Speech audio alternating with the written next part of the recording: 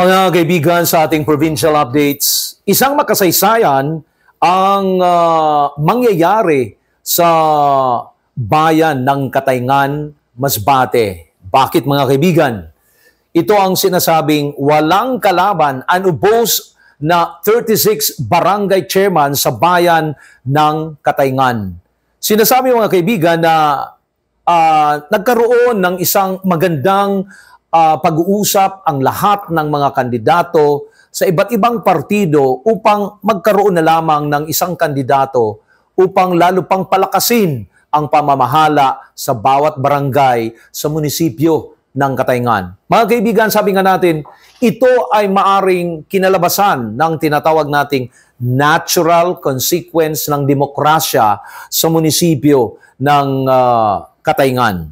Maaring ang ilan ay magtatanong kung ito ba ay sanhi rin o magiging epekto rin ng, sabi sa English, debilitated, no? Or pagbaba ng level ng demokrasya. Ganyan lang ang demokrasya, maaring may magtatanong ng ganon at maaring may magsasabing na ipatupad at na ipalabas natin at ang tinatawag nating demokrasya, natural na konsekwensya ang lumabas na democratic system. Kaya nga, sa ngayon pa lamang ay binabati natin ang mga punong barangay na kandidato ng munisipyo ng Katayngan. Subalit, sabi nga natin, kahit ito ay tinatawag nating assured victories ng mga punong barangay, subalit isang paalala lamang sa lahat na mayroon tayong COMELEC ruling, mayroon tayong batas na kahit ikaw ay walang kalaban, dapat pa rin maiboto, magkaroon ng boto ang bawat kandidato na unopposed o walang kalaban. At siyempre, susunod pa rin sa regular na proseso ang mga kandidato. Bibilangin ang boto at lahat ay gagawin. Magkakaroon na pagsumite ng mga dokumento sa Commission on Elections bago sila maihalal na mga winning candidates sa pagkapunong barangay. Pero ngayon pa lamang, ang lahat ng barangay ay binabati po natin doon sa munisipyo ng Katayngan, barangay chairman. Kasama na rin, hopefully, ang kanilang mga kagawad at maging sa sangguniang kabataan elections. Kung kaya mga kaibigan, nagkaroon tayo ng press con upang malaman ng buong Pilipinas dahil ito ay isang makasaysayan sa buong Pilipinas, lalo na dito sa Masbate, sa pamamahala o sa ilalim ng liderato ng ating Provincial Governor, Governor Antonio T. Ko. Kasama natin ngayon na magbibigay rin ng mensahe ang Chief Executive ng Provincial Governor's Office, si Sir Hansbert Sia Son. Sir. I will read to you our prepared statement. The municipality of Katayngan, Masbate coveted defeat as the first town in the country where all candidates for punong barangay ran without contenders as October 30, 2020 barangay and Sangguniang Kabataan elections approaches. Katayngan, composed of 36 barangays and a political strength of 33,000 votes, had all punong barangays thank Masbate Governor Antonio T. Ko for this display of political will, as their political differences resolved and stronger political unity assured. This political act is historic, as there's no other town in the country having this feat in modern Philippine politics. So congratulations, Governor Ko, for job well done and for peace and tranquility of the locality in these elections. Thank you. All right. We'd like to hear now questions when we say we focus on the concerns all about the fate of the municipality, meaning questions will just focus on that issue. So, anybody from Ma'am? Sir, can you provide more details about how the municipality of Katayngan achieved the unique feat of having all 36 punong barangays run unopposed in the 2023 barangay and Sangguniang Kabataan elections? Yes. Bali ang nangyari, since Mayor Cabatanya ng Katayngan, nasa last term na siya as the mayor of the municipality.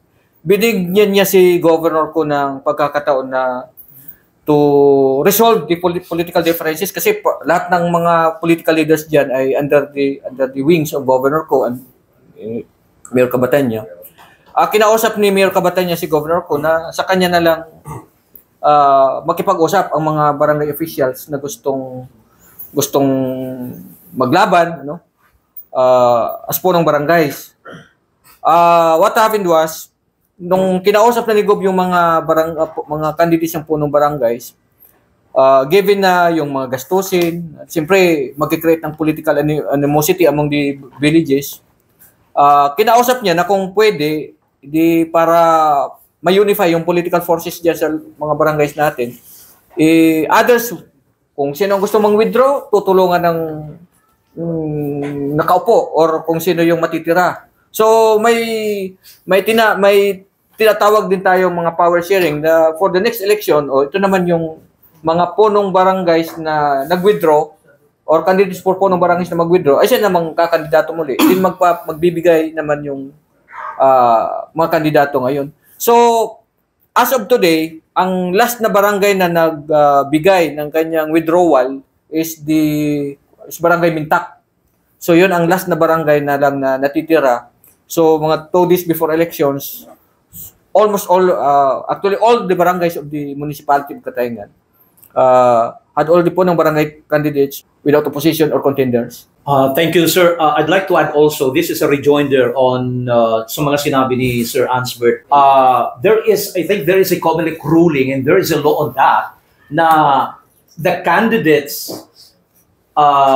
should not be happy for now na wala silang kalaban, no? Unopposed candidates, because they cannot be declared as winners. They should not be victorious sa ngayon dahil ang kandidato kahit unopposed, kinakailangan may boto. So kung ako ang kandidato, pwede akong magboto ng sarili ko, or even the supporters of a particular candidate can certainly vote sa kanilang kandidato para sila ay ma-declare na panalo. Hindi pwedeng mag-celebrate kaagad kasi kinakailangan meron ding boto ang mga unopposed candidates. So sa mga taga-Katayngan, para sa kaliwanagan ng mga bayan ng Katayngan, yan po, no? So kinakailangan ang mga supporters magboto, or yes, the candidate himself or herself should vote himself or herself. So all voters should go to the respective precincts by there's still a process on that, sir, no? Magkakaroon ng counting, proclaim, etc. All right, next question. Sino ba? Sir Benny. Sir Benny is recognized. Okay, so aside from those strategies made by Governor to win the heart of mind of the opponent, barangay level, so hindi ba natin na-anticipate na maaaring gamitin ito ng mga political opponent ni Governor na magkaroon din ng negative na epekto, like sabihin na nagkaroon ng intimidation or other factor na kaya umatas yung ibang kandidato pagkakagawa. Kasi ngayong eleksyon, we have to understand the reality na lahat ng mga kandidato sa barangay Kagawad, punong barangay, lumalapit kay governor to ask for blessing. Siyempre, when we see blessings, encompassing yan, lahat na endorsement or focus siya sa Katayngan para maiwasan natin yung matinding political animosity. Trinain niya na hindi lang tayo maglaban-laban, magkaisa na lang tayo. Sa level lang po ng barangay. Pero sa mga barangay Kagawad, ito ang ginawa niya. Regardless kung kanino ka dati na grupo, regardless kung kanino ka napunta o kanino ka linyada. So, ibig sabihin, even ang playing field for the barangay Kagawad. Pero sa level ng punong barangay, naipako natin na isa na lang ang kakandidato para hindi na masyadong magulo yung mga barangay. Kung gumamit ba ng intimidation, definitely hindi. For the last 3 decades na naging biliwiks ni Governor ko ang Katayngan, masasabi nating solido na ngayon ang Katayngan. We need to push for hindi magandang image kasi nga nasa kay Governor ko na yung lugar na yan. So there's no need for intimidation. Actually, lahat ng mga projects na binibigay na dapat mapunta sa Katayngan, binibigay naman sa Katayngan. So lahat ng mga leaders dyan is under the wings of Governor Ko. Hindi na kailangan na i-intimidate yung mga tab. So kusang loob sila na pumunta kay Governor Ko para manghingi ng basbas at mabigyan ng advice, political advice, given that Governor Ko, we have to understand also na sa tagal niya sa politika, parang ang treatment sa kanya ng kanyang mga political leaders is nakakaangat in terms of political wisdom. So, ganyan ang treatment ni Governor Ko sa lahat ng kanyang mga leaders sa Katayngan and lahat ng mga munisipyo dito sa lalawigan ng Masbate. Thank you so much, Sir Ans. Actually, another rejoinder on sa mga sinabi ni Sir Ans. Maganda yung katanungan ni Sir Benny para nga maliwanagan ang lahat, lalo-lalo na ang mga taga-Katayngan. Actually, it would dwell on the word democracy. Kasi ang tinatanong ni Benny na hindi ba ito magkakaroon o hindi ba ito nagkaroon ng intimidation on the part of the people sa Katayngan? Sabihin natin, ang question pwedeng, would it debilitates o pwede bang magbawas ng level ng gravity ng democracy sa Katayngan? Or is it a natural consequence of the democratic system on the part of all the people, especially the voters, na nagkaroon ng democracy? Pinakandidato naman, di ba? Ang iba hindi naman kumandidato, di ba? So, may natural consequence of democratic system. Or pwede nga rin sabihin natin, yung maaaring ang kalaban sasabihin na ito ay magpapabawas, yun ang term natin sa English, na it would debilitates the level, the gravity of democracy in Katayngan. So nasa tao yan, no? Hindi maiiwasan. Sabi nga, we could not please everyone, no? Pero I think that's the result, the natural consequence of democratic system in the municipality of Katayngan, lalo na sa posisyon na barangay chairman. Thank you so much, Sir Hans. Before Chris, si Papa Sam, I'd like to recognize also Mr. Phil Munares of Kawayan, the MIO of Kawayan. Sir Hans, good morning. Ronald Fultuhan, MIO Mobo and DY Midorange. Ang tanong lang po natin is, this is the first time actually first time nangyari inside the Philippines. For how many decades nangyari to?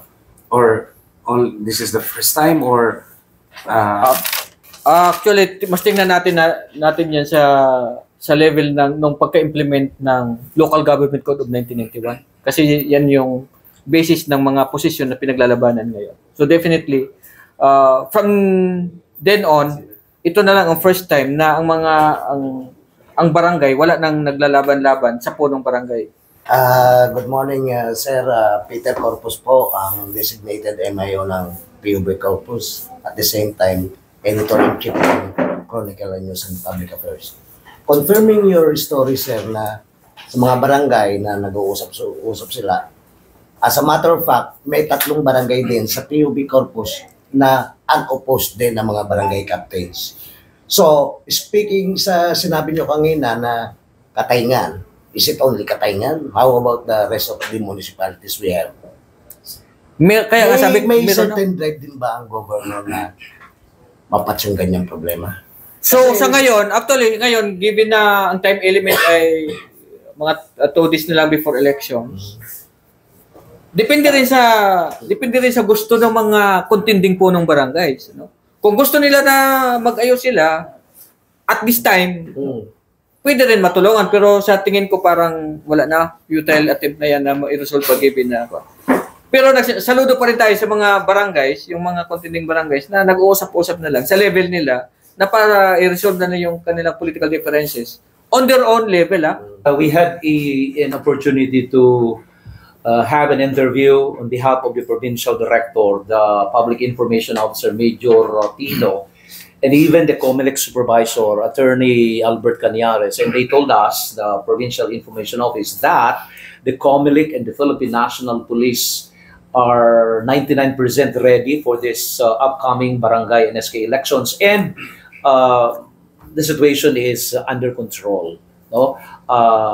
Even in other places outside Masbate, things happening in Masbate ay nangyayari din.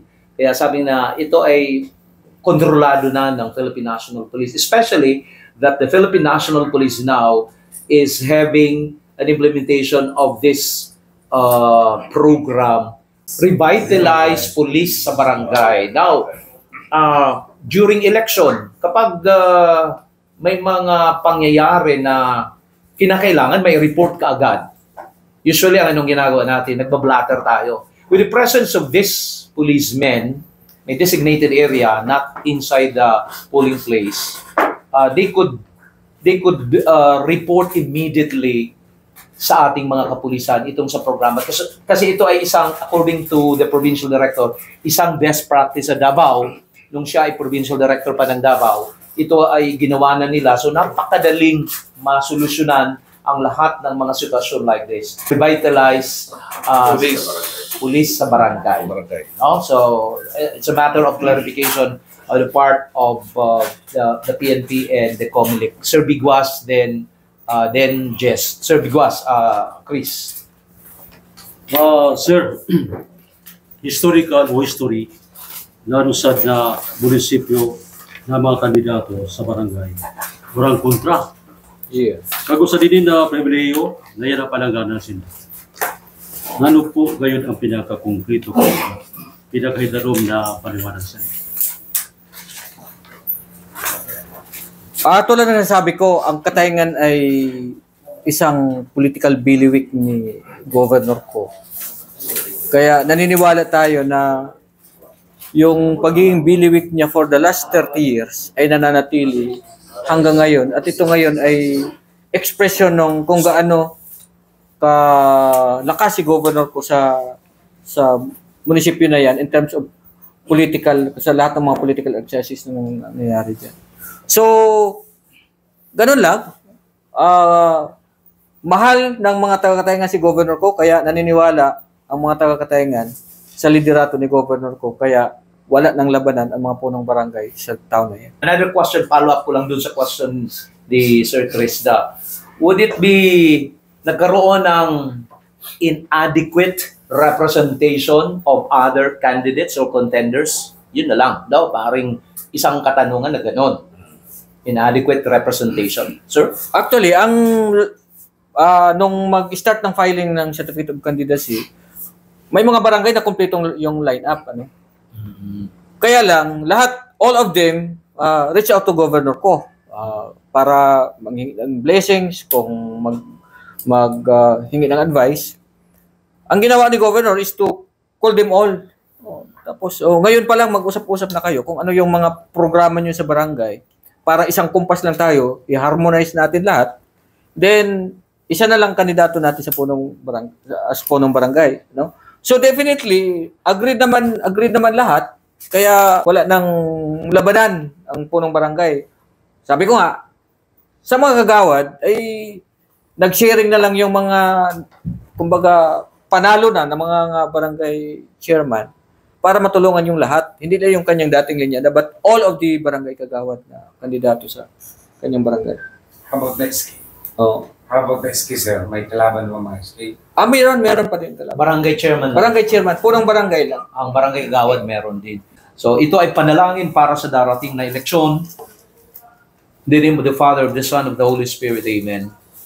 Makapangyarihang Diyos sa Tama, ipinagkakatiwala namin sa inyo ang darating na eleksyon sa October 30, 2023. Idinudulog namin sa inyo ang isang mapayapa, malaya at maayos na eleksyon na aayon sa inyong kalooban. Ipagkaloob po ninyo ang kampanya para sa eleksyon ay tumalima sa mga batas at tuntunin para sa mga kandidato, sa mga partido at pati rin sa mga botante. Kasama po dito ang pagganap sa maayos na tungkulin ng mga angkop na ahensya ng pamahalaan katulad ng Department of Education, Commission on Elections at ng Philippine National Police. Ama sa langit, naway pagkalooban mo ng banal na Espiritu Santo ang mga botante ng inspirasyon at karunungang iboto ang mga kandidatong mayroong takot sa Diyos, makatotohanan, mayroong kakayahan sa tungkulin nakatuon sa tapat na paglilingkod at ipinairal ang naaayon sa batas. Huwag po ninyong pahintulutang maimpluwensyahan ang bawat isa sa amin, lalo na ang mga kandidato, sa anumang uri ng karahasan na humantong sa pisikal na away, lalo na ang maring dahilan ng kamatayan.